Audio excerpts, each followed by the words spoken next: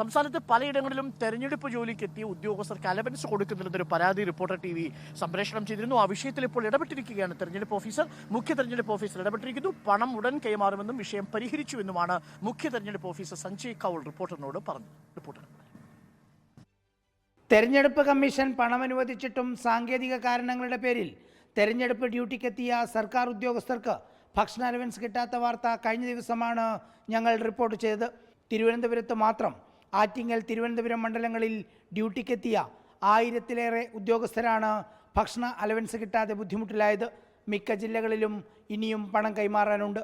സംഭവത്തിൽ ഇതിനകം തന്നെ ഇടപെട്ടെന്നും പ്രശ്നം പരിഹരിച്ചെന്നുമാണ് മുഖ്യ തെരഞ്ഞെടുപ്പ് ഓഫീസറുടെ പ്രതികരണം. It has been sanctioned.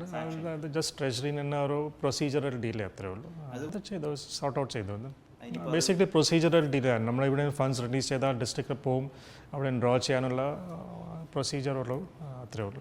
ചുരുങ്ങിയ ശമ്പളം വാങ്ങുന്ന ഡ്രൈവർമാർക്കും താൽക്കാലിക ജീവനക്കാർക്കുമാണ് വലിയ പ്രതിസന്ധി. ജീവനക്കാർക്ക് കൊടുക്കാനുള്ള ഭക്ഷണ അലവൻസ് അതത് ജില്ലാ തെരഞ്ഞെടുപ്പ് ഓഫീസർക്ക് നേരത്തെ തന്നെ കിട്ടിയെങ്കിലും വിതരണം ചെയ്യേണ്ടവരുടെ മെല്ലെപ്പോക്കാണ് പ്രതിസന്ധിക്ക് കാരണമായത്. വിഷയത്തിൽ മുഖ്യ തെരഞ്ഞെടുപ്പ് ഓഫീസർ ഇടപെട്ടതിനാൽ പ്രതിസന്ധിക്ക് ഉടൻ പരിഹാരമാകുമെന്നാണ് ജീവനക്കാരുടെ പ്രതീക്ഷ. റിപ്പോർട്ടർ ആദിൽ പാലോടിനൊപ്പം reporter TV Prasad, in reporter, Thiruvananthapuram.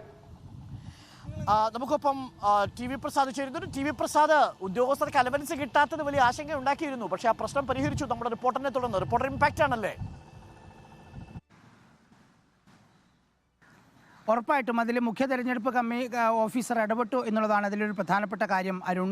പക്ഷേ ഇപ്പോഴും പണം കിട്ടിയിട്ടില്ല. തിരുവനന്തപുരത്തൊന്നും പണം കിട്ടിയിട്ടില്ല. പക്ഷേ ചില ജില്ലകളിൽ വിതരണം ചെയ്ത് തുടങ്ങിയിട്ടുമുണ്ട്. അരുൺ, ഇതിലൊരു പ്രധാനപ്പെട്ട പ്രശ്നമുള്ളത് നമുക്ക് സർക്കാർ സംവിധാനങ്ങളെക്കുറിച്ച് നന്നായിട്ട് അറിയാവുന്നതാണ്. അതായത് ഒരു അപേക്ഷ ഒരു സർക്കാരിലെത്തിക്കഴിഞ്ഞാൽ അത് ഉത്തരവായി വരണമെങ്കിലോ അതല്ലെങ്കിൽ അതിൽ തീരുമാനമെടുക്കണമെങ്കിലോ വലിയ മെല്ലെപ്പോക്കാണ് പല കാര്യങ്ങളിലും സർക്കാർ സംവിധാനത്തിലുള്ളത്. പക്ഷേ ഇലക്ഷൻ പ്രഖ്യാപിച്ചു കഴിഞ്ഞ് പൂർണ്ണമായും അത് ഇലക്ഷൻ കമ്മീഷൻ്റെ നിയന്ത്രണത്തിലായി കഴിഞ്ഞാൽ സാധാരണ സർക്കാർ നടപടികളിൽ നിന്ന് മാറി വളരെ വേഗം പ്രവർത്തിക്കുന്ന ഒരു സംവിധാനമായിട്ടാണ് ഈ തെരഞ്ഞെടുപ്പ് പ്രവർത്തനങ്ങൾ മാറുന്നത്. അതുകൊണ്ടാണ് ഇത്രയേറെ സംവിധാനങ്ങൾ ഒരുക്കാൻ തെരഞ്ഞെടുപ്പ് കമ്മീഷന് കഴിയുന്നതും.